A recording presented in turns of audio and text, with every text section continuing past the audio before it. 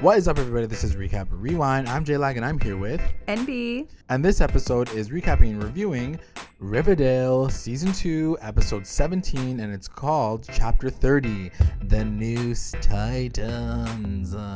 Guys, don't forget, stick around for the end of the episode because we're going to go through our recap roundups. So our best moments, our best lines, and trust me, there's going to be, I have so many best moments. I'm so excited. Like, I didn't even know what to choose because I feel like this episode was everything I wanted. And everyone was like, it's going to be a filler. But I'm like, but no, I like it. But it was I like the feeling, though. I like the feeling, the cream feeling. Oh, that was gross. And for anybody who is a new listener, welcome. Thanks for listening. And for all our continuing listeners, thank you guys so much. Make sure you guys like, comment, and subscribe to the channel if you haven't already done so. So obviously, NB, you loved it. I loved it, and I gotta say shout out to our whole Twitter fam right now because everybody was blowing up my phone last night, and I was excited to talk about it. And I'm like, guys, just wait, hold these thoughts because we're gonna talk about it on the podcast. So stick around for that because JLAG, I'm sure we're gonna go through some of those tweets. Every single one of our peeps' details. But yeah, I love the episode. So much happened. We are on hiatus after this week for like another 2 weeks. So let's make this podcast count. Let's discuss. Yeah, let's do it. All right. Let's go. So we start off with Cheryl at the Sisters of Quiet Mercy. And she's just like falling apart. And it's also like over top Jughead's like storyline or whatever, his voiceover. Right, his narration. And so she's watching. She's like, at one point in time, I think he says something like, oh, she could only like see it during movie time and like dream about her friends. And then there's this random shot of Kevin and Moose walking down the shoreline. Okay, so basically what was that about? That video was kind of like a commercial for that program. Like it felt like it was like a PSA for their program. Oh, is that what it is? That's what it felt like. But then I was like, wait, why would Kevin do this commercial? Like, was it like a for real commercial or was it like a dream sequence? Yeah. I don't know. That was confusing. I wasn't really sure where that was. I don't know. It was very random. But anyway, she sees her friends in it. It's because she misses them and she's like kind of going cray cray. So like that's what's happening. She's really, really sad. And then it cuts to I guess like a PTA meeting or like a town hall at Riverdale, and it's it's not a town hall, it's the election, right? Yes. So okay, this is the one thing that I got really confused by, and maybe I'm like an idiot and I totally missed it, but when did Archie call Veronica and say that he was going to be running with her? Yes, I 100% agree. And also, did I miss the fact that like Josie was going to be with Reggie? Like, I didn't know that. That I can understand happening, like, in the interim. But they definitely cut some ish around that and, like, just made it happen. But same with the Archie fast. thing. Of course, like, he can be her running mate. They're a boyfriend and girlfriend. Right. But, like, when did he have an interest in politics? That I mean. Like, anyways, that was definitely never discussed, right? Like, I'm just confirming. Yeah, no, not at all. Rewinders let us know for sure. But because they put it in the previously on, but they didn't. I don't remember seeing that scene at all last episode. At all. Wait, like I'm trying to remember now. No, because that was the Jughead Rewinders let us scene. know. Yeah, okay. So anyway, they're at this thing and basically Alice Cooper is moderating this election. So each of them are talking about their platforms. There's VARCHIE, then there's BUGHEAD, and then there's Rosie. Reggie, and Josie. Right. So what comes out of that whole like who's the crowd kind of cheering for at the end of that talk? I mean, I think Bughead's platform is no one's going to be excluded. We're going to have the South Sides, like they have their little plugs in the audience, like saying like, but what about the South Side? And he's like, don't worry about us. And then Betty's like, yeah, we're super inclusive. And then VARCHIE was very like political, and Archie was kind of stupid about it. Archie was such an idiot. You can look at Veronica's face like, so dumb. Your effing no, because he was like, so dumb. I stand behind Veronica because her family's building a prison. She's like, shut up. Like, bro, we're trying to like figure that out right now, okay? He was so stupid. He's so stupid. Anyway, so that's his situation. And then I guess Reggie and Josie's was like, we're the cool ones. Yeah, like, basically cool he's like, we play all the sports and all the music, so vote for us. Everyone's like, okay, thanks. Cool. That's great. So then that meeting ends, and then Jughead and Betty like are running away from Alice. Basically, she's like, "Oh my god, I need to get away Betty's from my mom." like, yes. And while she's looking for Betty, she bumps into none other than our man's FP. And so then we get our shot that we've been literally waiting for. Yeah, and guys, it was taken completely out of context. Completely. I was like, so angry. The most innocent conversation that they've ever had in Riverdale, and it's like he's just like, Alice, like calm down, like he was like, make things right with your daughter. And I was like, yeah, but did you have to put your hand right by her face and make her feel like she's like, come on, man, like they really these promo materials, like they're so savage, like lies. Because they pull you in so hard, and then you're like, wow, that wasn't even like anything. Like, guys, Riverdale fans, they're playing us, They're playing us real hard. Like, it's really tight. Yeah, seriously. So anyway, we have like I can't even call it a FAlice moment, because he's basically saying, be a good mom. He's like, be a good mom. Your daughter's living at my place. That's fine. But like, you got to figure that out. You got to talk to her, because like, trust me, like, you don't want that to go sour or whatever. And she's like, okay, fine. Then it cuts to Hiram and Fred, and they're talking at the school as well. And they're like low-key throwing shade at each other, while Hermione and Mary are also low-key throwing shade at each other. So there was, last episode we were talking like, oh, what's the beef between Hermione and Mary? I mean, at the end of the day, like, one of them was coming for what the other's man. Like, there's going to be But tension, at first, they didn't have that tension, even though I feel like Mary knew that Hermione wanted Fred's D, and she did get it. Right. But now I think Mary's just angry about the whole contract situation, and Mary's like, bitch, go sign that document right now. She's like, I know what you're doing, and she's like, you're lying, so she's just sticking up for Fred in terms of like the whole legal side of like his whole company and stuff. And then Archie out of nowhere is like, can't we all just be friends and just like get this all ready and figure it out together? And then Veronica's like, let's not be the Capulets and like the Montagues, like, okay, relax. It was so typical, like, Veronica. Yeah, anyway. Like I literally knew she was gonna say that. Yeah. Like that and one reference. And the entire time, Hiram's just like, I'm gonna kill you, Fred, for effing my wife last season. First of all, I love that it sounded like everyone had a cold this episode. Everyone. Hermione was so nasally. Guys, can you stop talking? She's like, listen, Fred, I'm gonna tell you, like, you gotta like. I was like, what? Is everyone sick? And then even Archie sounded nasally too. Like, I was hey guys, what's going on? Stop, can we all be friends? Yeah, exactly. I was dying. That's funny. Then it cuts to the Pembroke, and this is right after, and they roll in, and Lenny and Carl, aka like the two mobsters who are friends with Hiram, are like. Was it Lenny and Carl like from The Simpsons? Yeah, Lenny and Carl. I don't know if that was like on purpose. I was like, I bet you they're like playing us right now. Yeah, they probably are. Yeah. So they want to talk to him, and he's like, "Can we do this in the morning?" He's like, "No, we have to do it right now." And then Archie's like, do you want some help, Daddy Hiram? Like, yeah. Do you want some help? And he's like, this is a friendly conversation. Well, I'll talk to them separately. And Archie's like, but it's just showing how much of a bitch Archie is right now. You know what I mean?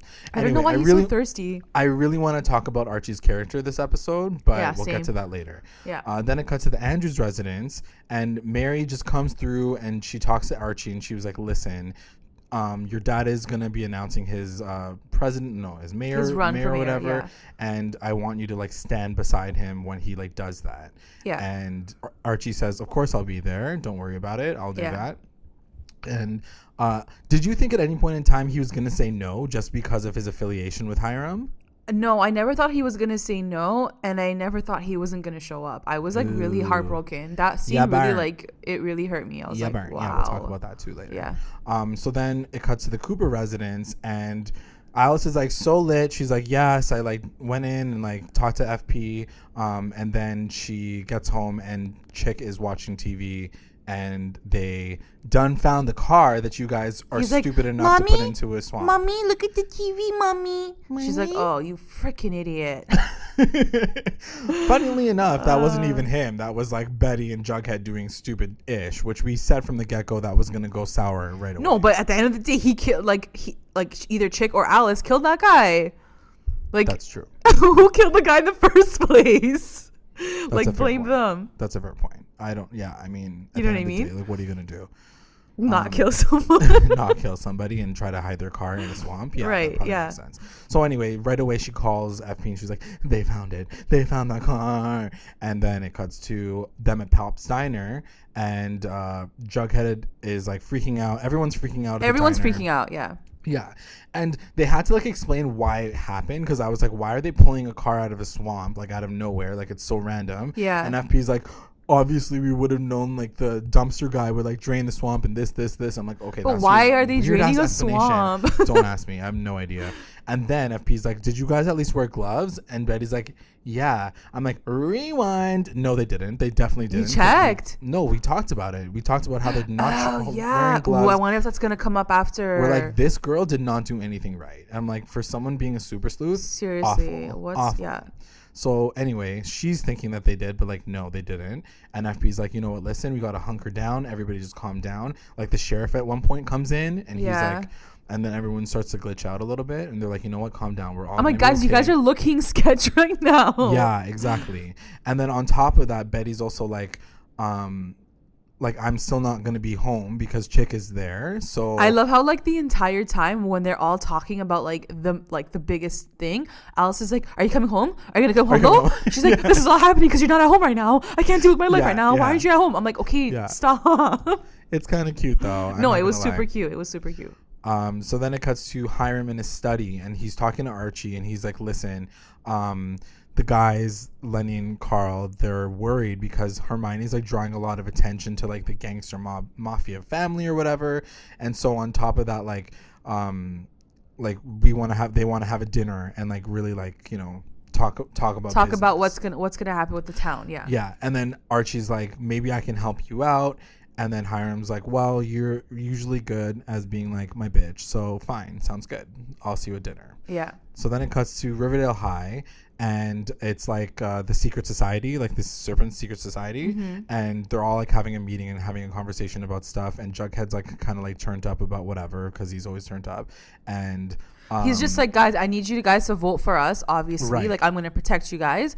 And Sweet Pea's like, no. He's like, I don't, like, trust you. Because he's like, your girlfriend is a Northsider. And her mom is, like, the person that, like, hates us all. And she writes about us. And she's basically, like, you know, the reason why everyone hates us, basically. But how are they kind of came out of nowhere, honestly. It came out of nowhere. They're like, how are they thinking that like, Betty would do that? First of all, yes, like, that. But also, you've known Betty from time at this point. Yeah. How come this has never come up in your conversation with Jughead ever? Exactly. Like, never have you said to Jughead, why are you even with her? Like, her mom was like, da, da, da, da. Like, it's never happened before. Girl, it felt very just like planted. Random. Yeah. But it just like, it was like a pushed, forced, like, but it had to happen, right? It had to happen to drive the story forward with whatever. Yeah. Okay, fine. And then it cuts to your man Reggie Mantle. Dude, I didn't even know what to do with this episode and Reggie. Like, so you're lucky that you got so like much more of him. Like 30 seconds of him shirtless. Yeah, which it was wasn't exciting. enough. Yeah, and not like a full body shot either. I'm gonna sound like a total perv, but yeah, it was. Anyway, it was nice. And so they're talking in the locker room, and Reggie's basically like coming for him, and he's like, "Yo, we should like duke it out to figure out who the Bulldogs are gonna vote for." Right. And then Archie's like, "I got an idea. We're gonna arm wrestle." So that's the shot that we saw in the promo, and he like beats him. He beats Reggie. Yeah, right. Because he's full of. Yeah, right. Fake news. So anyway, so he beats Reggie, and then he's like, ha, like I got the Bulldogs thing. And then it cuts to Tony, and she's at cheerleading practice, and she goes to talk to Josie and Veronica, and she was like, yo, guys, listen, Cheryl, I think something's going on with her. And they're like, but why do you think that? She's like, she hasn't been on Twitter for like 4 days. I don't know what's happening because she was like, I think Josie's like, yeah, but maybe she's like in Switzerland, like there's like a boarding school there. And Veronica's like, yeah, like she says like the name of it. And Tony's like, no, guys, she would have like posted pictures of like in a parka and like her outfits, but like she hasn't. She's been like MIA on social media. And then Veronica's like, oh my god, that's like the first indicator. She's definitely screwed. Like, so then she was like, something's wrong. rude. So they're like, let's go do some investigation, basically. Yeah. I have to say, I love these three together. Like, they were cute I know together. like Josie didn't last too long, but she like lasted 0.5 seconds. Yeah, but like I did love the three of them, and I honestly loved Veronica and Tony together. Yeah. Really, it was a really cool mix up of all these different characters in this episode, and I really it was different, and I liked it. And that's the thing, they were coming together for Cheryl, you know what I mean? Like, she was the common denominator, so it made it seem like it wasn't too forced. Like, when would Veronica and Tony ever have a moment to like talk to each other? But now they're on the same squad, they have the same friends. Like, it's kind of cute to see them like together and talking. For sure. Then it cuts to the Sisters of Quiet Mercy, and the sister's talking to Cheryl, and she's like, you know, you've been a bad girl, whatever, blah, blah, blah. And Cheryl's just like being sassy AF. She's like, you know what, bitch? Like, I hate you right now. And maybe you should be talking to my mom, and my uncle is trying to kill me. And but like they were pretty like blunt about this whole like conversion like technique. And then they weren't trying to hide it. They weren't trying to like cover it up with other words. They were like you're gay, so like you gotta change. Like, this is not normal. Well, that's the thing. Like, my biggest fear was like, this when is she like pulled AHS. when she pulled out that freaking like gigantic syringe first, last episode, I was like, are they gonna lobotomize this woman? Like, oh my god, because I know that shit happened. They got and so dark. The shock therapy happened, right? Yeah, they got dark, and like, not that I minded it, because I felt like it just added to that whole like that feel, and like you just look at her and like you just feel for her, because like she's going through some shit. Yeah, like, I wonder if they like, that's the thing. We find out because at one point in time, she's like, you're going to report to the undercraft for, like, physical therapy. Yeah. The first thing I thought of was, like, she's going to get physically, like, electrocuted or, like, something's going to happen to her. But instead, we see her, like, pushing around, like, big bricks of, she's basically doing, like, CrossFit, like, in the basement of, like, this nunnery. But that's what I mean. I feel like, do you think that they would have it would have been a little too far adult and too real if they really showed her about to get a lobotomy or like getting electrocuted? Yeah, like I think it would have. You know? I think it would have. Look, at the same time as we're saying this, there's also Betty and Jughead talking to their parents about murdering someone, hiding their body, and then dumping the car into a swamp. Right. So it's like, yeah, Cheryl's going through all this shit, but it's like we've already pushed these other characters to a really extreme place, a really dark place. Why aren't we doing it with Cheryl? Right. Not that I needed it with Cheryl. I'm just saying, like, they already are pushing these characters to a really messed up place. It's true. You know? So, like, I wouldn't have been surprised if they did it. And, like, why is Sisters of Quiet Mercy still effing open? Like, who is funding them right now? That's what I'm saying. That's what I want to know. Like, and I'm sure they may get to the bottom of that.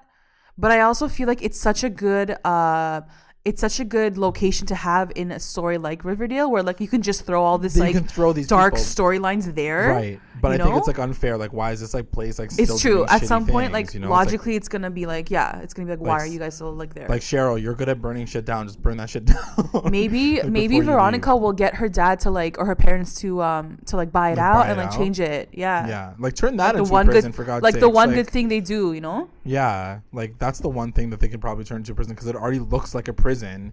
Like, it has literal cells. Like, I don't know why you're shutting down a school, but okay, fine. Like, that didn't make any sense.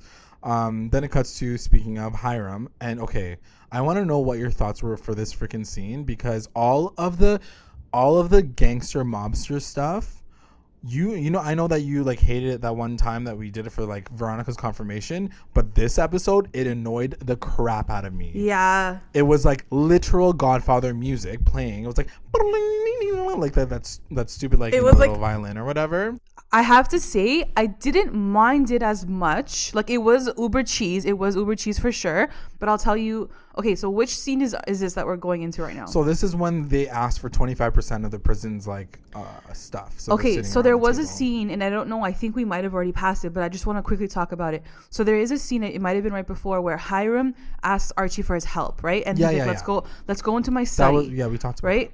So when he does that, and this is the scene that I really, really liked. When he does that, Veronica's standing right at the doorway, and he shuts the door on Veronica's face, and he lets Archie in. That moment is exactly The Godfather. Like, that's how The Godfather Part 1 finishes. Right. When he shuts the door on Kay, and she's kind of like left on the outside. Right. I love that, because it was like a subtle throwback for that. For sure, it was a subtle hint at this motif. I loved it, but the rest of this is like over the top, it's like so in your over the face, top, like in your spaghetti face. and meatballs, like Honestly. pistol in the bathroom, like it's just like so obvious. I could smell like garlic bread in my apartment when I was watching the scene. I was like, "Are you serious?" But yes, so as they're but they're talking, right? So they're like, yes, they want 25%. We want a cut of the money. Yeah.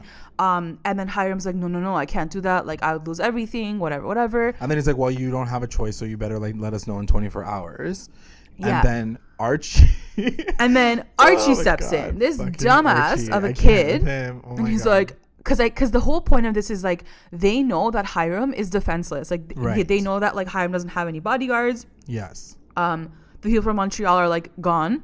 Yeah. So they're like, you're basically open right now to like get shot at. Yeah. And that's when Archie steps in and he's like, well, actually, I killed like almost Nick St. Clair, like that rich kid. I'm like, they're not gonna know who that idiot is. Like, kind of caught somebody from like stealing something, and then like at the lodge, I saved his daughter. So like don't think I can't do anything. And they're like, and I love this moment because like I was like, honestly, Archie, you're an idiot. I was like, oh god. And then broke even the like tension. Hiram's face is like, yeah. He was like, oh god, this he's is like, not just go kill well. me now, slit my throat. And then it broke the tension with like the two, like Lenny and Carl, like just dying of laughter in Archie's face, basically. And I was like, joke. Okay, thank you. Like, thank you that you guys didn't take this too seriously. And it kind of, you guys like made fun of Archie in the end because I was like, this kid is ridiculous right now. It's so Archie though at the same time. You know and I have to say, Hiram is an idiot for allowing this to happen. Like, how dumb do you look right now? Well, that's the thing. At that point in time, he's looking even weaker because he's letting this like 18-year-old kid like speak for him. You know what I mean? But I guess he couldn't stop him, right? But like, why even have this 18-year-old kid at your dinner? Well, he said he's like, you could be like a special spade like card, like an ace card, just in case something might happen, right? He's just like using him as like muscle, I guess. I don't know. Anyway, it was a bad idea. But he does say after the fact, so like they still say like, okay, yeah, haha, like, you know, you suck or whatever. And then he was like, we still want to hear your answer by the end of like the day or whatever. So then did you like that all? Like, so at the end of this, did you kind of say, okay, I get the whole mob like vibe, I'm gonna be part of it? Or you're like, no, I'm done, like I'm over it. I'm over the whole situation. I'm like, why are these guys coming out of nowhere? Why can't he just kill them? Like, I feel like this is like an easy win for Hiram, but like also like I don't know where his money's tied up. I have no idea what's going on. Were Lenny and Carl at the poker game with Poutine? Yeah. Okay. And that's the thing. He was like, that's what Archie said. He was like, oh, I got rid of Papa Poutine. I'm like, you didn't do anything, but okay. Yeah. So anyway, afterward, Hiram talks to Archie, and he was like, good try. You really sucked at that, but good try. And next time, don't ever do that again. And but like, good for you for like trying to like push yourself forward. The only reason why I'm saying that is because he ends off the conversation by calling him a good boy Archie. Yeah, he's like, you're a good boy. Like a dog. Like an actual dog. So Archie's like, yeah, cool. He's like, can I get a treat now? Can I go sleep with your daughter? Anyway, so then it cuts to BUGHEAD and their trailer, and they're like kind of talking about the election, but also trying to figure out what's going on with the car situation. So they're talking about being a serpent and how like the serpents don't like her. She's like, I don't know what to do. And BUGHEAD's like, I don't really know either. Sorry about it. And then he was like, but also there's a car that needs to be figured out. So why don't we like investigate? Because that's what we're really good at. Let's do that instead. So then what are you thinking about? What do you think about this whole BUGHEAD dynamic? Like, are you still shipping BUGHEAD at this point?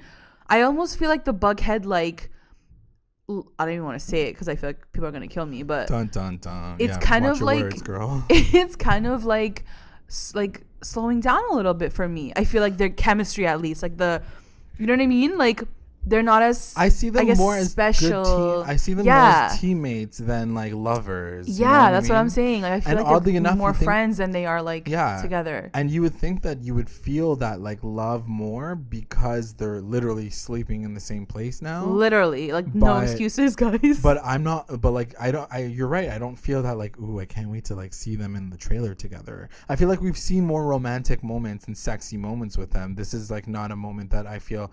I mean, yeah, they're a little stressed out. They've got to figure out what's going on with this damn car. So you're not really feeling like you should be talking about romance and how much I love you and how much I miss you. Yeah. But at the same time, like I will say that little, like, you know, that little nose flip that he does with her all the time when she was like, he does that with her in this scene, and I was like, that's cute. I don't want to say that. I don't want to say they don't have any chemistry, because they do. They do. When you do look at the scene, they are holding hands, and like if you know what I mean, like if you actually look at their body language, like they're so cute with each other. But I still feel like I don't know. I feel like I'm missing now's something. Not the time for Bughead to be like at its best. Romance at the tips. Like also we're always like now we're seeing it in comparison to VARCHIE, right? When Bughead was at its highest, it was just Bughead as the only ship. So now we're seeing this VARCHIE and Bughead like comparison, and VARCHIE basically wants to F each other all the time. But like, not even that anymore. I feel like even they have calmed down. They've calmed down, but also they're like, we're a team and like we're united and you're a part of the mafia now. So like they're like very together, where she's like, should I be a serpent or not? I'm not really sure. So like I think there's a little bit of that going on too, right? Anyway, so then it cuts to Pop's diner, and they decide to talk to Kevin to do more of an investigation, and they ask about the car. And Kevin's like, yeah, like, it's fine. Like, they found the person that, like... So they're basically asking Kevin because Kevin's dad is a sheriff. Right. And so they say, like, we're doing it for some sort of, like, census or some stupid shit. And then, he's like, yeah, someone picked up the car. The owner of the car picked it up this morning.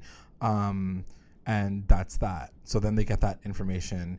And then they bring it back to the rest of the team, including Chick. Also, it's Alice, FP... and Bughead, and they're all just kind of talking about what they just learned, and Chick is like, oh yeah, I guess like it's not his car, it must be like his girlfriend Darla. I was like, wow. And Betty said the same thing. She was like, wow, you finally like came through for one thing, thanks for being like useful for one piece of information. And I was like, Chick, you're so useless. But also like he's very like, I don't know how to peg him in this storyline. They want you to think that, though. They want you to exactly be that. Like, I don't know how to peg him. Because 2 episodes ago, he was like a freak and so angry. Right. And now he's like, oh, like, save me. Like, they want you to just be so confused about him. Because I feel like they don't even know what they're going to do with his character. Yeah. And so then they're like, okay, that's cool. Like, we're glad that that's being taken care of. And then Alice, once again, is like, no, Betty, you got to come home now, no. And there's like this back and forth. And Betty says, like, right off the top, like, I'm going to come home as soon as Chick leaves. And even Chick is like, okay, fine, I'll leave. Yeah, like, I'll leave. Yeah. And then Alice is like, and then Betty's like, cool, I'm going to stay here until that happens. And then Alice is like, bitch, no, you're coming home right the fuck now. Pack your bags. I'm going to help you. And Betty's like trying to like leave or whatever, or she's trying to stay. And then Alice pulls FP into all of it and is like, yo, you better like help me out here. And then he was like, yeah, sorry about it, girl. But like, it's funny because every time Alice would be like, you're not going to stay here. And I'm going to, no. You deserve more than this. Or like whatever, like kind of insulting like the trailer or like their lifestyle. It would like cut to FP's face and he would be like wincing as if like she's kind of talking about her past too at the same time. And like she's like, and he's connecting like their history to all of what's happening right now. Right. That's what I felt like, because I felt like it kept cutting to his reaction to every time she'd say something to Betty. Interesting. And I'm like, he definitely like feels some type of way. Like he's probably hurt because like, you know, that's why she left him and she went to marry Hal, right? Because he's like a waste man. Yeah. Right. Anyway, so she does like have to concede, and like Betty has to pack her shit up and go. Yeah. So she leaves with Alice, or she's about to get ready to leave with Alice, and then it cuts to the Sisters of Quiet Mercy again, and now we, like I said, see Cheryl like pushing around like all like the bags of flour or whatever, and like the sister's giving her some problems. She's like, you're not listening, you got to put it in this area, and Cheryl's just like freaking out because she's like, yo, I'm like 110 pounds like soaking wet, like I don't know what's going on right now, I need to like carry all this shit around. So she's like really exhausted and tired physically. Then it cuts to the Blossom res, and this part I was kind of weirded out by, because like I know that we shouldn't find out how they got into the house, because why wasn't it easy enough for Penelope to just shut the door on all three of them? But Penelope's like, right, she's like, since you guys weaseled your way into this house, I'm like, but what did they do? Did they break through like, the window? Like, what is weaseling in? Like, did they talk to Claudius instead? Like, I don't know. Anyway, so they get in. They're sitting down with Nana Blossom and Penelope, and Penelope's like, listen, okay, fine. She's not in Switzerland. She's at some like wellness institute. Because they threatened her, right? They're like, we know the sheriff. We're going to tell him like what the F you did with our friend. Right. And like right away, she's like, okay. Here's like a piece of paper. Like here, Josie, look.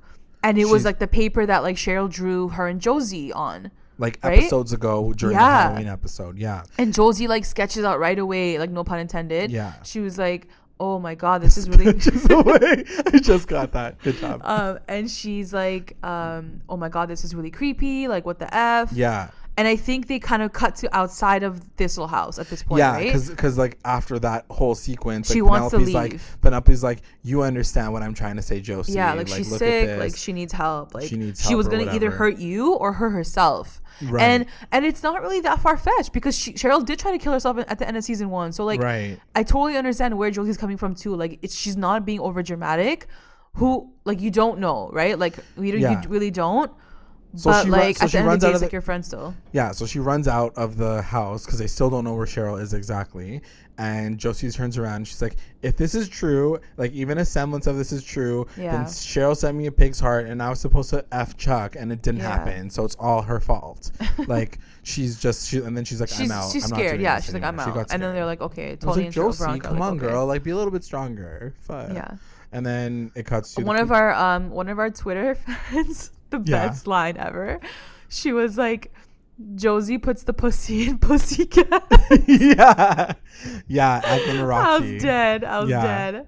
Because she just dips so quickly. She's like, well, I'm done. Fast. Like, I was like, literally one thing scared the F out of you. And then you're it's not one thing. But yeah, like you could have stayed still. Like, yeah. And like these girls are still going to help her out. So like, why are you like just bailing just because one thing happened to you? Oh, Josie, you suck.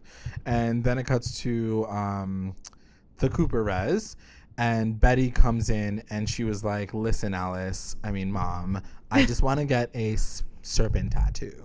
So I need your permission because I'm 14 years old. Yeah. So at first I thought she was gonna say like, can you like emancipate me? And that's even what Alice was like joking. She's like, no, I'm gonna get a tattoo. Yeah. So then she asked for a tattoo, and in that same moment, Chick comes in and then he's like, sorry, I tried to make things better. And he comes in with Darla, who's like this like trashy like trailer trash essentially. So she's the girlfriend of the guy they killed. Yes. And so she's like, hey guys, Chick just told me to stop by. And Chick is like, I'm sorry, I fucked up. And then it cuts to the Andrews res.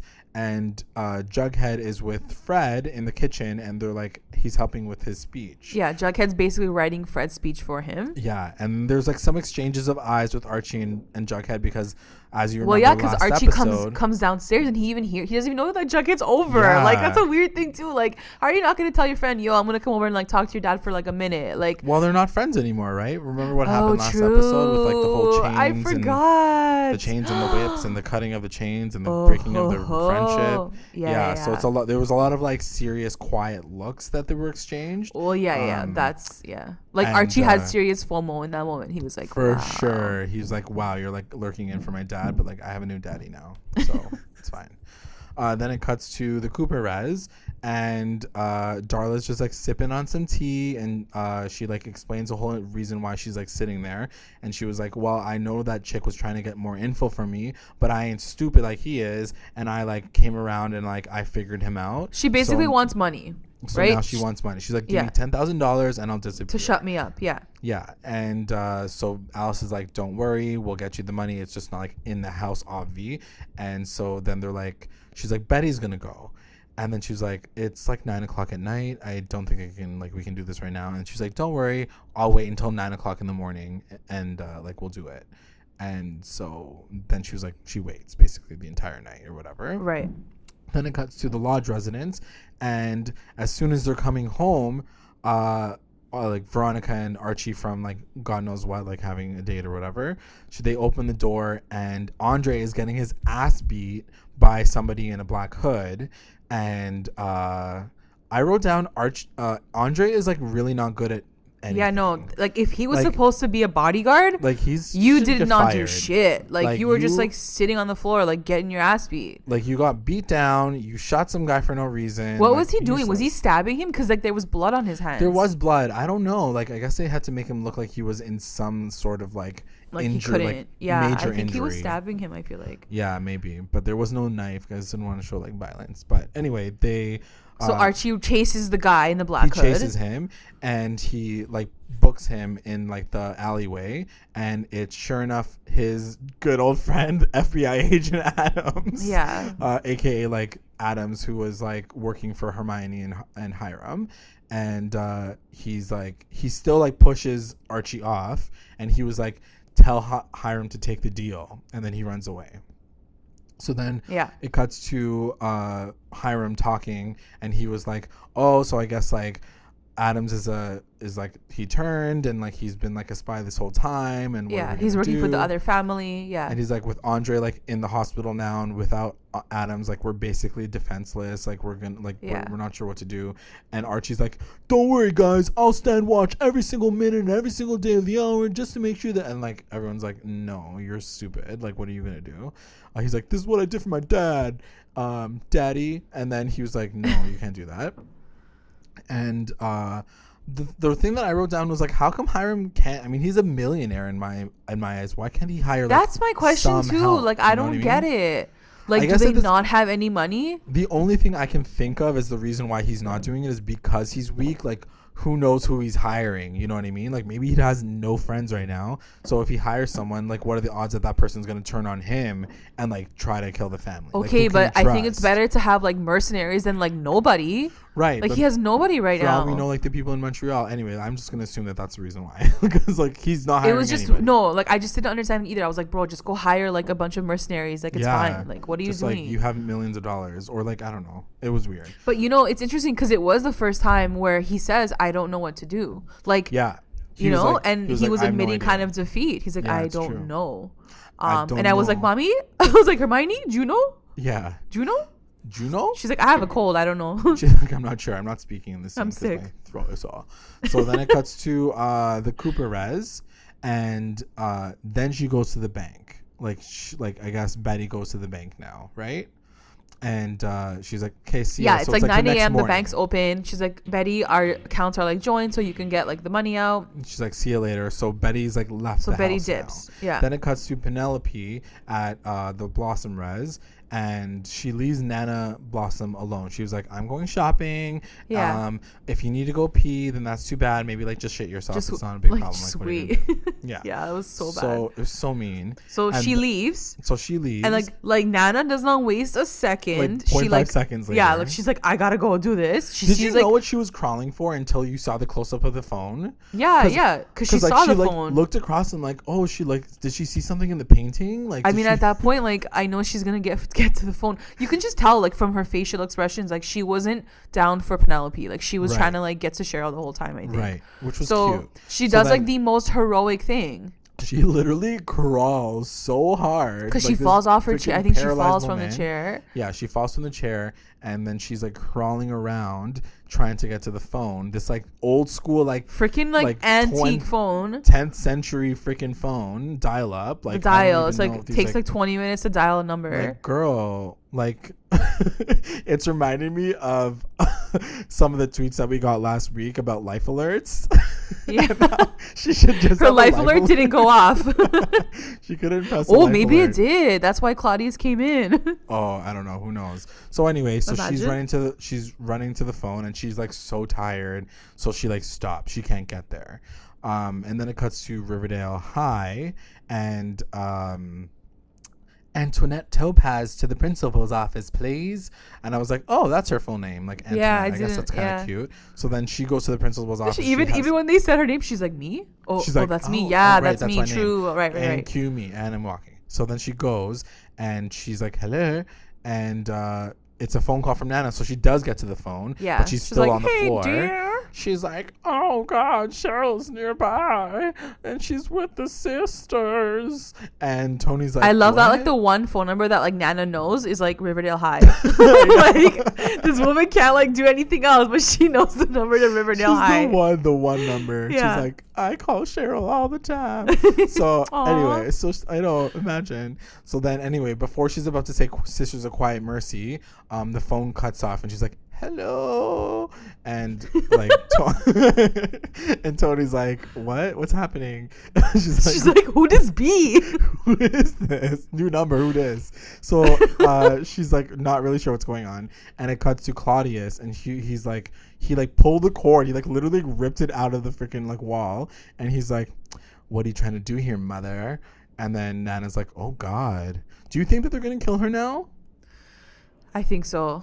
I feel like she did her like heroic thing, like she saved Cheryl. Now you know like who Nana is, like she was a good person, so they might Nana. Get oh Nana, you think you're about to die. But it's, I mean, yeah, if she goes now, I'm like, at least she did something great. That's what I mean, like why get rid of a character when like they haven't really done anything, but like now that we know she's done this, it's like, okay, goodbye. Like, but the funniest thing is like, why didn't they like off her earlier than that? You know what I mean? Like, I guess because she was a liability. No, because I guess because like when they tried to kill her, they kind of said there was an accident, right? But like, imagine they killed her again, they'd be like, okay, you guys definitely did something. Like, there's something like shady going on at your house. Like, yeah. So they probably had to like wait a bit more until like they could actually kill her again. Yeah, they had to wait until she falls on the floor to like call like the police or whatever. Life alert. A life alert. So then it cuts to the Cooper Res, and Alice like freaks out. She's like, there's another one here. This phone call, I don't know about you, but this phone call creeped the F out of me. Everything like, about like they did a lot of weird crazy close-up shots of people's eyes and just mouths. Like the whole concept of like, you know, like she just gets a call, like she calls Betty and she's like, Betty, don't come home, like there's someone else like, here. Stay where you are. I'm like, oh my God, like imagine getting that call from your mom, like no, what do you do? Really, like what do you even do? So anyway, she's freaking out, and like Chick is obviously like frozen. He's freaking out. He's like, Mom, pay attention to me right now. Come on. She's like, Mama. And so anyway, I thought it was weird that like they weren't holding them at gunpoint or something. Yeah, like I was making phone calls. Exactly. I was so confused. Like she was like, here. She like, had a text. She had a full phone call. Full conversation in the living room, and they were in the kitchen. Yeah. It's not like it's like a gigantic house or something. Yeah. So anyway, I thought that was funny, and then it cuts to, I mean, not funny but weird. And then it cuts to Riverdale High again, and Tony's talking to Veronica because like Josie copped out, and she was like, I don't know what's going on right now. I heard something about sisters. Like Nana just called me. Did she know it was Nana? I think so. Yeah. I don't think she was like, hey girl, it's Nana, but like she was like, when she was telling Veronica, was she like, Nana called me and she told me? Maybe I don't know. Was that relevant? I guess I don't know. But anyway, like, so then it cuts to her saying that. And then she was like, oh, I know who might know about conversion therapy. Like, but that's the thing. I was like, did Nana talk about conversion therapy? Like, what are you assuming right now? Like, how do they know that? I mean, I guess they're putting the pieces together that Penelope said something about fixing her for being like true. I think I was wondering the same thing. I was like, wow, you guys jumped like 10 steps ahead. Yeah. So anyway, so then they're like, I know something about like who will know things about gay people. Let's go to the token gay guy, Kevin. So then they talk. What did you think about that? Cut to Kevin. I mean, here's the thing, and this is my issue with Kevin on a general level. He's always the cop out person for every single situation. They go to Kevin to talk about the car. They go to Kevin to talk about gay stuff. They go to Kevin to talk about like, all the gossip in the world. You know what I mean? Like, if it felt very insulting in a sense. They were like, "Oh, that gay storyline. Let's talk to Kevin." I'm like, really though? Yeah. Like, why couldn't it be Josie? Why couldn't it be somebody else? Like, why couldn't it be Reggie or Moose or someone else? Like, why does it always have to keep cutting to the one token gay character? You know what I mean? For like the gay storyline or the secret murder storyline because your dad. And like, why wouldn't Tony know either? She's been in Riverdale her whole life. Exactly. Why the hell wouldn't she know about the Sisters of Thing? Whatever. I guess she doesn't know because she's from the South Side. You know. Oh, are they only on the North Side? I think so. Yeah. Oh, okay. So anyway, yeah, I just thought it was really annoying. Of course, you know how I feel about Kevin's story. No, yeah. I was like, that's pretty like tight though. Because then he even goes forward. He's not even like, I know the history of the Sisters of Quiet Mercy. He's like, oh yeah, I used to hook up with all these guys. I know. I was like, Fox come Forest. on. Like, are you serious? Like that's he's your like, storyline. there's a tunnel that like leads out, and like all the guys like want to hook up from there. I'm like, come on, man. Like you can do better than this. Come on. Like that's literally what he says. He's like, the boys and the gay guys in the program come through and like they hook up, and then like even Veronica's like, okay, where's this hookup tunnel? I'm like, that's disgusting, guys. Like, why are you making the gay community seem like these like sketchy tunnel effers? Like, what the hell is going on? So basically they get that information and they're like, okay, we have to go to this tunnel tonight. Yes. It has to be at nighttime. It can't be during the day. Yeah, only during nighttime. And I gotta wear my craziest outfit possible. Oh my God, don't even start with so then it cuts to the Cooper res, and they get the money for her, and then she was like, but I like this house, and like maybe I don't want to move anymore, like maybe you guys have more things for me. And they're like, you have to leave right now.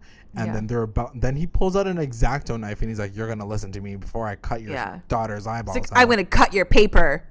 And where's the paper? Like, it's not a freaking weapon. I'm sorry. It's like an X-Acto knife. Yeah, like chill. So then it cuts to one of the funniest scenes in my eyes. Like, Jughead literally kicks the front door down. Oh my God. And by kick, I mean like they went off the effing hinges. Like the whole thing like broke the F up. I'm like, he's been practicing. You literally, like, it's not that easy. Just as an FYI for anyone who wants to try it, it's not that easy to break into a house. Don't try it. But yeah, they kick the front door down, the serpent. So it's him, but everybody and everyone. They come through. And finally, like, Jughead is like this badass sick serpent person. He's like pulling rank, and he's like, listen, the Coopers are the most like amazing family ever. If you F with them, you're gonna F with us. Like, nobody's gonna believe you guys because you're trailer trash, and they're like royalty. So like, get the fuck out of here. Exactly. Like, and so then they like leave or whatever. And then the guy was like, well, I have an X-Acto knife. And he's like, well, and then Jughead's like, well, I have one too. I have a tiny little knife, and so do all my little friends. Like, why couldn't they get all? Okay. Like, that's the question that I had too. Is like, if they're trying to help out Alice Cooper as well, why didn't they pull the entire serpent like crew? You know what I mean? And like how are you gonna show up with like pocket knives? And then they leave, and Jughead has like a thank you moment with Alice. Alice is like, honestly, I was totally wrong about you. Thank you so much for saving my life. I love you now. And then she turns to Chick, and she was like, I love it was this a part. really, really sad moment for I loved it. I loved it, but I was also I felt really bad for Alice because I think she like finally like came to that realization. She was like, finally she came to it. She done killed someone in her kitchen, cleaned it up, and now she came to the realization that like this person may be bad for our lives. She's like, this is the second time that you tried to get us into trouble, so now I'm done. Like, so now before, you need to it go. wasn't that bad. Yeah, no, because like I killed him. Like when my daughter was spiraling out of control, that was okay. But this time, not so much. I have $10,000 in the hole. I'm screwed. I understand who Chick is. I feel bad for him 100%. But like, it went on too long. Like, but also and she has to have said it now. Yeah, for sure. He wasn't like saying anything. He wasn't raging out. He was like, "You'll regret this" or anything. He was like, "No, I get it. Like, I would leave too if I were if I was me." You know what I mean?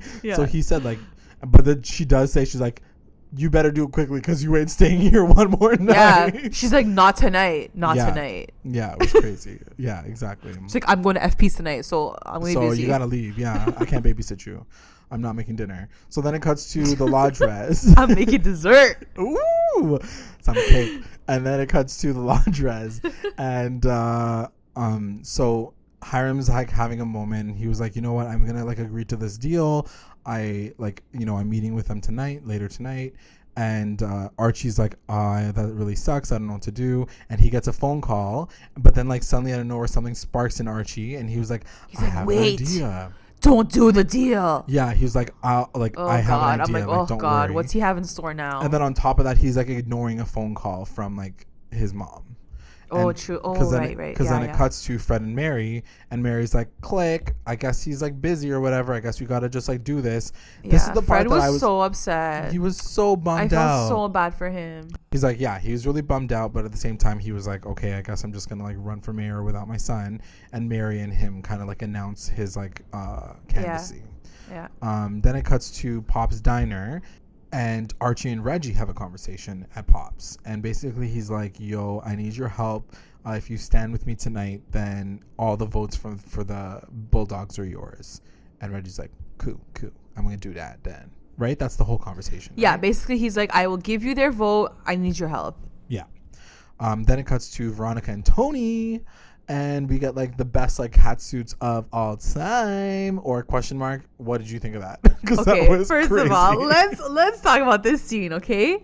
I have never laughed so hard in my life.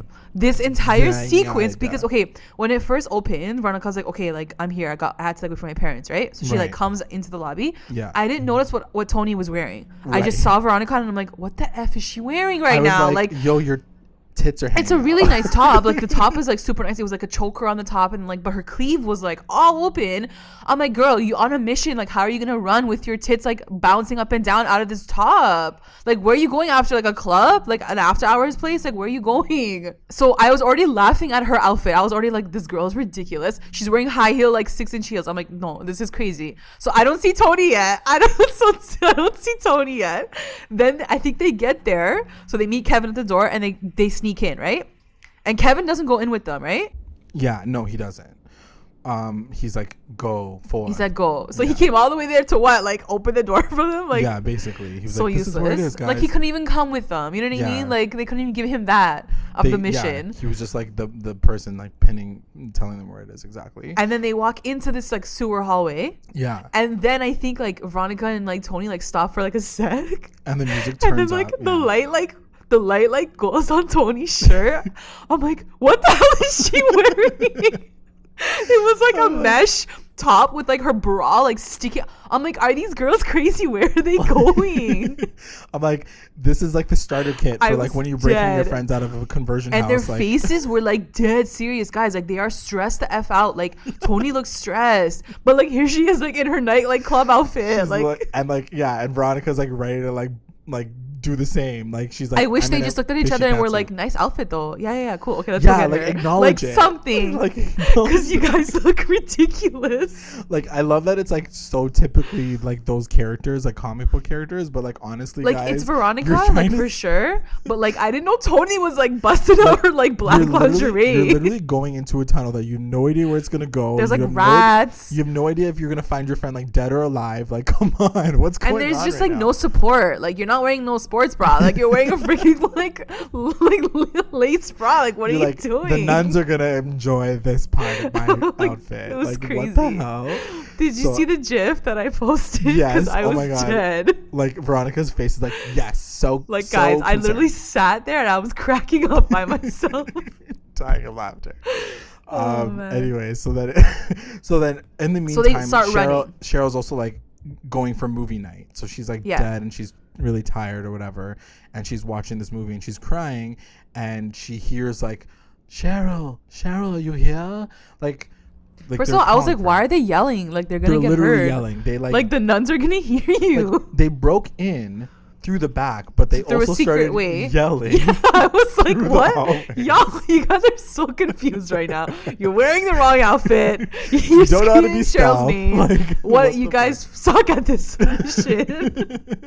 So then, so Cheryl, I think she's like thinking that she's hearing something, and then soon, like sure enough, like Tony like breaks through, and she was like, we're here to save you. And she pulls Cheryl. Like, she's like, let's go. They walk to the front of like the screen, right?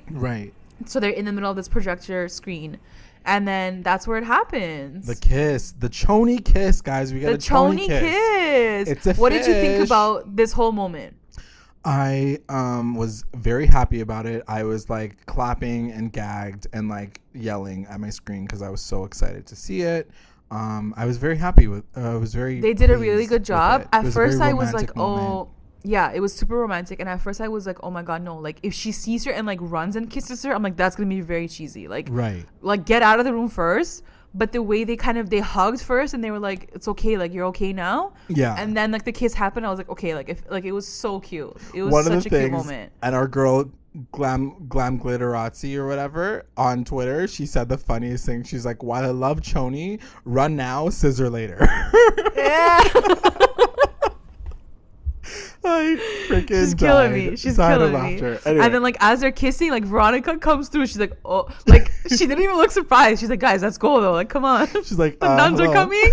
So then we get a nun attack, and like the nuns are like just like marching down. Yeah, the nuns are marching because they're wearing the right shoes. Veronica and Tony are not. Right, but they're also walking in these shoes that they should be running in, like Crocs, you know? Yeah. Because like they're comfortable. So here comes the running scene, and I'm like, bitches, I done told you to wear your damn sports bra. Yeah. was like, honestly, if I was Cami Mendes, I would have been like, can we retake this I was like, shot? you want to talk about this jingle looks jangle? ridiculous. That's some jingle jangle. You want some jingle jangle? It was in this scene. No, girl. Change your top. I lift and tuck. Yeah. I wish Cheryl was like, what the F are you guys wearing though? Yeah. And they're like, what are you wearing? Like, they should have made fun of everybody's outfits at that point in time. It was just too ridiculous, like, not to make fun of it. Like, sometimes you wish that the writers were just, like, pushing it a little bit more comic booky. So then, anyway, they get out, like, just in the nick of time. They close the door behind them, and then they're like, yes, we got it all through. We're all happy. Let's kiki. Whatever. It's fine. Then it cuts to Lenny and Carl. Oh, my God. And again, it's like another mobster scene, and he's like, they're at the restaurant, and the waiter comes by, and he was like, Hiram Lodge sends his condolences, but he also said, go check on your car. And so they go outside to check on the car, and the car effing explodes. Yeah, like, obviously, I'm like, it's gonna blow up. But why didn't they just wait for him to like get into the car? It's so stupid. Yeah. So then as soon as that happens, these guys in like black hoods turn the corner, and they're holding gasoline, and they're like really pissed off or whatever. And somebody, and I think it's like Archie with a low voice, he's like, this is the message from the dark circle. You should leave and like never like come back or whatever. What the F is the dark circle? Why are we doing this right now? Are we rewinding back to the beginning of this damn season? Like, stop. Have you not learned your lesson? It's not gonna happen. Like, stop trying to make circles happen, Archie. It's not. He just changed the color, and then he's like, I'm cool now. Like, now we have black hoods, so now we're gonna kill you. Like, I didn't understand. It was also so stupid. Like, and also in that moment, I was like, what kind of mobster doesn't fully pull out a gun and like pop off these guys right away as soon as he sees like a car? Like it was just not believable to me for like two adult men to be like scared of these guys like in hoods, like when you can just pop people off right away. Like, what are they gonna do, throw gasoline at you? Like what at that point in time did they intimidate you? You blew up a car that was 75 feet away from them. How is that intimidating them? And that shit happens like every day. Like, we know that, like in mob movies, like cars blow up every day at restaurants, so like it's fine. Like, he knows what's gonna happen. He has other cars like lined up. Like, don't worry, it's not a big deal. You didn't scare him, probably. Not at all. But then the police come and they both have to run away.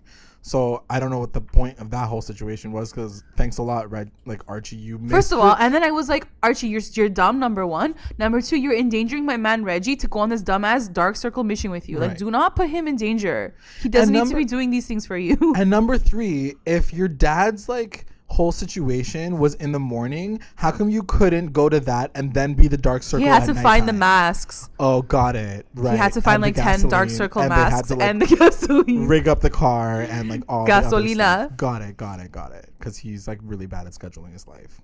All right, cool. So then it cuts to the Andrews residence the next morning, and Mary's like, yo, I can't believe you didn't come through your dad, even though you had the time to do both. She was so upset at him. Really upset. And she has a real big moment with him. Yeah. And she says, like, who are you now? Like honestly, I don't even know who you are anymore. Yeah, she's like, I used to know exactly who you are. She was, I look at you, and she's like, I don't even know who you are. Yeah. She's like, do you know who you are, Archie? Yeah. It was like, oh my god, she's had these epic lines the last like 2 episodes, a bit and of a like twist of the knife, questioning who he is and what he's doing, and I hope it's registering with him a little bit, because I don't know, I can't tell from his face. Honestly, this is the first time that I like can say that a character who's like been guest starring has been placed perfectly in a show that's been kind of running without her this whole time. Like, first I was like, why is Molly Ringwald randomly back in this show? But like the last 2 episodes, she's come in really at the perfect moment to question like, and I love Archie that dynamic, right? Because I feel like Fred is that parent who is always super nice, like always supportive, always he'll forgiving. Get disappointed, but he won't, and he like, will never say anything. Exactly, right? And like, she came in and she's like, no, I'm gonna tell you exactly how it is, because I birthed taking you. advantage of and like, you know, she goes, I'm the real dad, let's be real. Exactly. So I really like, honestly, I love that scene with her. It was like, and I think that question is very important into who Archie is. Like, who are you right now? Like, know yourself. Do you even know yourself? Like, you don't know who you are. Yeah. I mean, he's an 18-year-old boy. Like, nobody knows. That's the thing, right? Like that's too. why it's like it's a forgiving kind of question because like he is still young. Yeah. But like also like it's your dad. Yeah, and also he like didn't divulge the fact that he like blew up a card like the night before. So yeah. Like, she really doesn't know who he is right now. Yeah, definitely not. So then it cuts to Riverdale High, and Alice apologizes to the serpents, the baby serpents. Very cute moment. Yeah, she was like, her really outfit was on point. I was like, yo, she's wearing some snake reptile skin shirts. She's lurking in, she's looking all cute and pretty or whatever, because we all know where she goes next. And then she was like, I'm so sorry guys, like I don't mean to like, you know, and she's like, from now on I'm gonna criticize you guys. I'm not gonna talk about you guys from now on, like I don't want to like bring you guys down. Also, like, I'm I got sorry. cut off like the register or whatever, so like I can't she's like, I don't have a job anymore, so that's fine. I'm not gonna write anymore. But it was a cute moment, like for her to go and talk to these little kids. Like, what is it to her, right? But agreed. She still wanted to kind of clear the air with like everyone, from the youngins to the old people, like SP, the grown men. So then it shows her knocking on a door. Oh man! And sure enough, FP opens up the door. And Alice is looking fine as her face, first of all, I have never seen someone so hungry before. Okay, like I've been hungry. Like she was like, I am so hungry for you right now. Oh my god, like she couldn't even talk. Like, she didn't even blink. She just stared at him, and then he was like, oh, okay, this is going. This is happening. This is happening. He's chewing gum. He tosses the gum out the door as he's closing the door. I'm like. Yes. And he has like a smirk on his face too, like he knows. Okay, what did you think about that whole scene? I was living for it, obviously. I was really excited to see it. Yeah, I was really, really happy that they finally got together. But don't you feel like you missed a little bit of it? Like 100%. I kind of wanted to see. Guys, I hope when we start the next episode, and there's probably not going to be this case, but like I want to see her in his bed. Like, I was smoking a cig and like half naked. Like I want to see that like morning scene. Drinking like some like old tequila. Some like some like Jack Daniels. Like I need to see that. Like I can't just have a door closing and a gum throwing out. Like I need more. I need to see more. We've been falicing this whole situation from like day one. So give it to us right now before I like flip a table. Yeah. Also. But also, can we address the fact that FP and Alice basically like kicked Betty out so they can do that at the trailer? That's what I'm saying. And it's funny because like another one of our like Twitter peeps, she was like, dude, like your phone lurk is like on point. It's on point with these scenes. Like they're not at home anymore, and like she came over. Like yeah, I know, it's so funny. So anyway, so then it cuts to Hiram and Hermione. And they decide to get a gift for Archie. They buy him an effing car. Like, what did you think of this whole situation? I think it was a little ridiculous, to be honest. Right. They're like, thanks for saving our lives. Yeah, they're like, thanks for saving our lives. And Hermione's like, well, our daughter is sick, so you're going to be driving her to school every day. No, she's like, because you drive Veronica everywhere, like, take the car, like, whatever. You guys can, like, drive top down. And, This is the part where I really got scared because when they did show the car blowing up, I thought that was for a reason because Veronica says first, she's like, I'm gonna go start the engine. I was like, oh my god, she's gonna die. Like she's gonna blow. Like, she's not gonna die, but like obviously she's not gonna die, but like something's gonna happen because why are they getting him a car in this episode? Right. We just saw a car explode. Right. And like that shit happens. Like the wrong person gets into the car and it explodes. Like it happens. You thought that was gonna happen at the end of the episode? Yeah. So I'm like, something's gonna go off and like she's gonna like, I don't know, like, you know, but it didn't happen. I didn't think about that, but that could have happened. Because that stuff happens, right? The wrong person gets in the car. Be a different story. Yeah. I know what you're saying. So then she gets in the car and totally emasculates like Archie right in front of the parents. So if he already didn't feel like a dog, he also feels like, this is my car, but you're driving it for me. So thanks for like totally like taking my balls into your hands and like that's it. And not playing with them. Like the one, like, and that's the thing, like I just think it's really weird because Hiram's like, yeah, that was just like a little warning or whatever, so they're gonna come back. I'm like, but at this point in time, why don't you just blow them up? Like, why don't you just blow them up? Yeah, I don't understand. Like, I don't know why is he hesitating? Like, I don't know the rules of Godfather, and I don't know how that shit works, like in the mafia or whatever. So like maybe there's some like respect thing there, but like they were coming for you, so you got to come back for them. Because like, and like another thing too is like, you know, rewind like 4 episodes, and like Hermione was like the boss ass bitch, right? Like she had all the answers. She was like, well, you play the game, like where are you, girl? Like sipping on your Benadryl, like but like where are you? Like why is Hiram figuring all this out on his own? Like I thought they were a team, and like she was a boss ass B, but I guess not. Then it cuts to Tony and Cheryl at the lounge in Riverdale. Like Cheryl's back full force now. Like she's has like, her hair done, her makeup's back on. Like she's good. She's like borrowing clothes from Tony. I don't know where she's staying. Is she back at home? Like I don't know. I wish they explained that, because that's what I mean. Like it just like jumped to like her being at school again. Right. I was like, girl, you just went through like a traumatic like few days. Experience. Maybe you don't have to go to school. Like maybe take a few days off. But she doesn't want to, because she was like, this is what I'm gonna do. I'm gonna kill my mom and kill my uncle, and then I'm gonna star in a musical. Yeah. I love this scene. Like, I love the way that they ended this scene and how it's going to lead into the next episode. They've never done anything like that before. Yes. And it was so smart. I really, really liked it. So they kind of like let it up with like her saying like, yeah, I'm going to take my revenge. But before I do that, I want to star in this musical. And like she sees Kevin like in the background. Of course, he's in the background. He's like getting candy or whatever. She's like, are you like directing the Carrie musical? And he's like, yeah. She's like, it's next week, right? Yeah. Well, you don't have a Carrie yet. Well, it's like, why? It's next week. It's gonna be like 2 weeks from now, because we're going on hiatus. True, so it's gonna be like 2 weeks of us like practicing, and then it's gonna be time for like. And like he had to think about it too. She's like, I'll be Carrie. He's like, And then she was like, yeah, bitch, yeah, obviously, you don't have a choice. I'm the only redhead. Yeah, exactly. So then she's gonna be Carrie White, which is extremely exciting. We all know what's gonna happen with this musical. What does she say at the end? She's like, and then I'm gonna burn the school down. Yeah, yeah. And I'm like, yeah, we know you like to fucking set shit on fire. Like, don't like pretend that, like, don't think that we're not thinking that you're going to actually do that. But maybe she should do it to Sisters of Quiet Mercy. I'm not gonna lie, like she should probably just burn that shit down first. For sure. So anyway, that's how it all ends. She's like filled with rage and fire, and like it was a really cool moment. And I want to gif it, and I definitely will, and I'll like tweet it out at recap_. It gave me chills. But there's like a moment where like you can see in the back corner, and like Kevin's face is like he's like, oh, he's like, oh, yeah, I was dying. He's so like, funny. I'm gagged. I'm so gagged. Like, yeah. And that's his face like every episode, all the time. Basically. He's either that or he's holding a phone in front of his face, just getting like gossip girl tea. I don't know.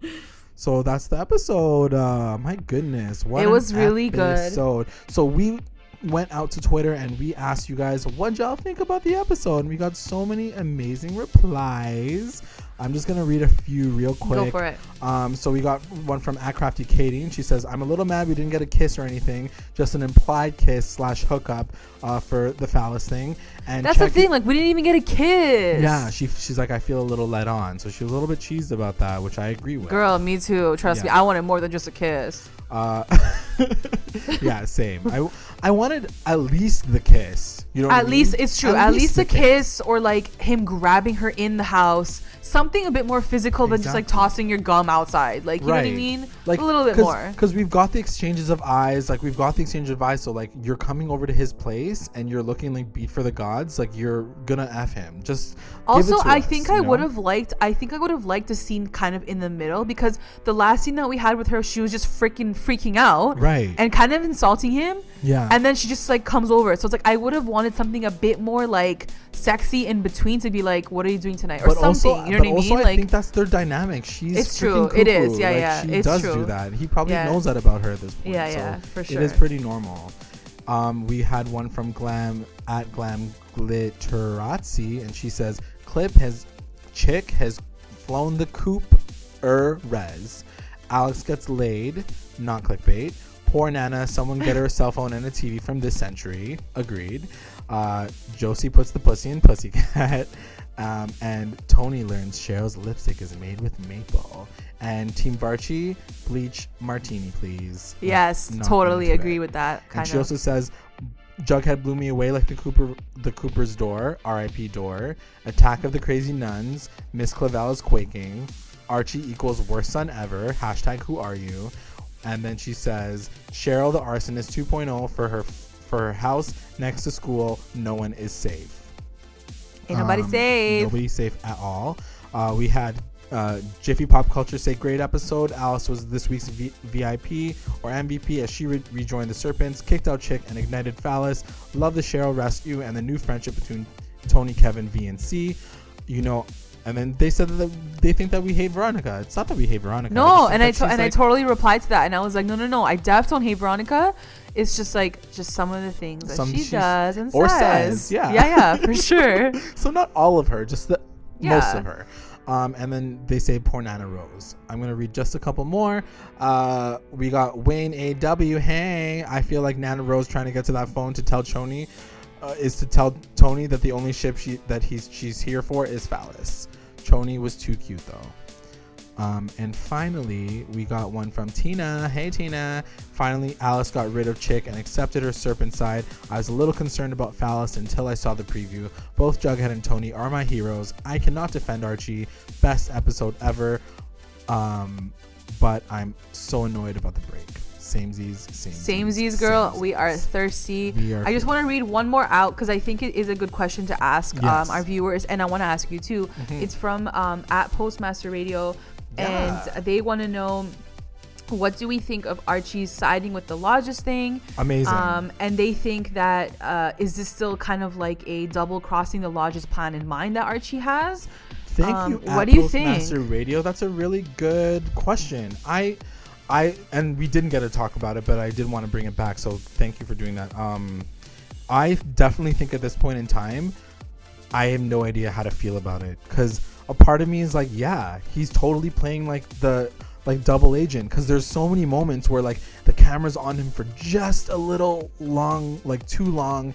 He's putting himself into situations that he really shouldn't be putting himself into. And I don't know why he would be doing it if not to get a little bit more information.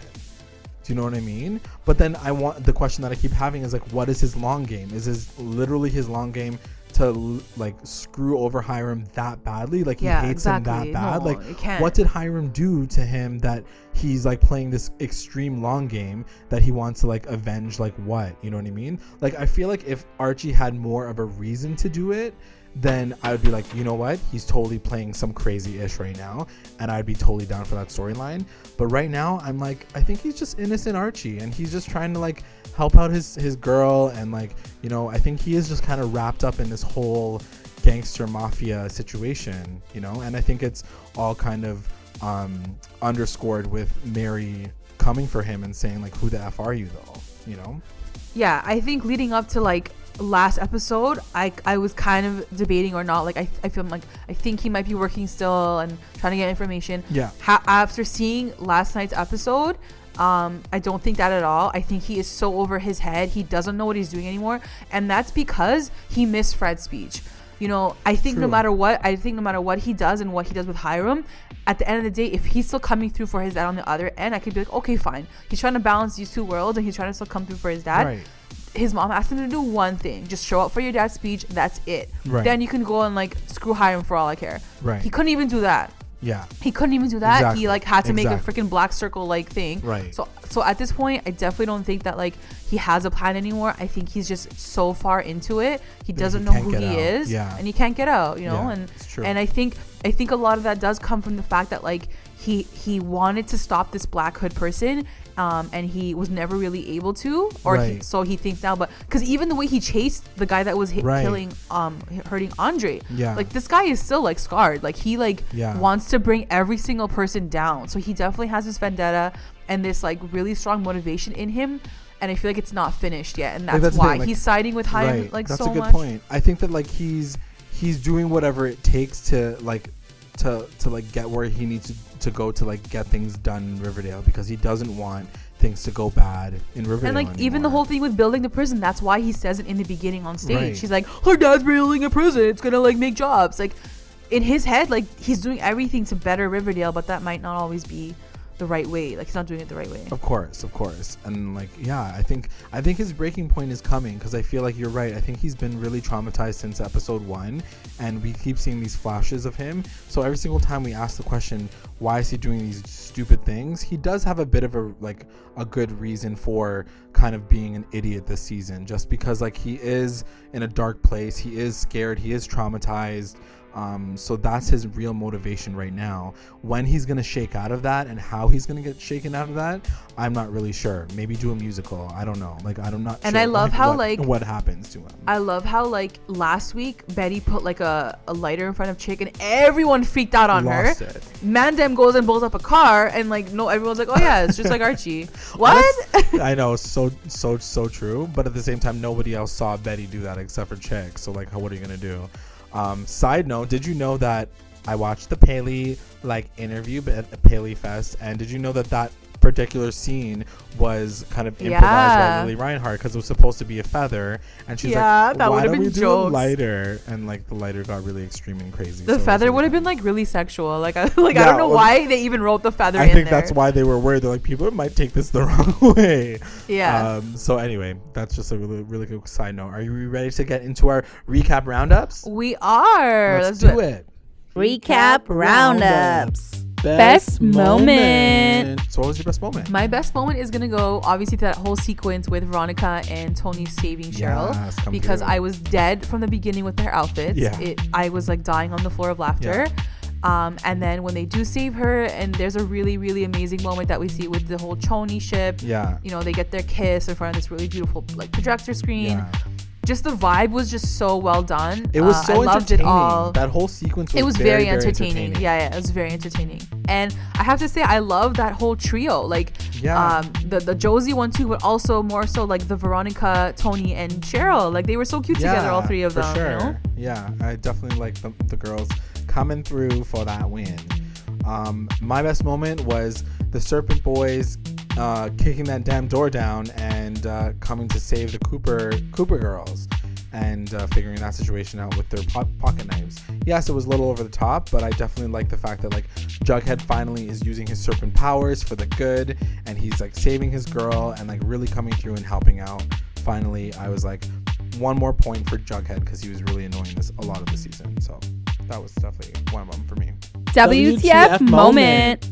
My WTF moment is basically the entire mobster situation, because I just thought it was cheesy for sure, but at the same time that even and it all kind of came to a climax with the blowing up of the car at the very end with the Dark Circle meetup, and yeah, it was beautiful and visually appealing to see them kind of head to head, but it was just really stupid. And you'd think that in those moments where they make them dramatic, someone would actually do something insane, pull out a gun and go off, just go off. It's just not real.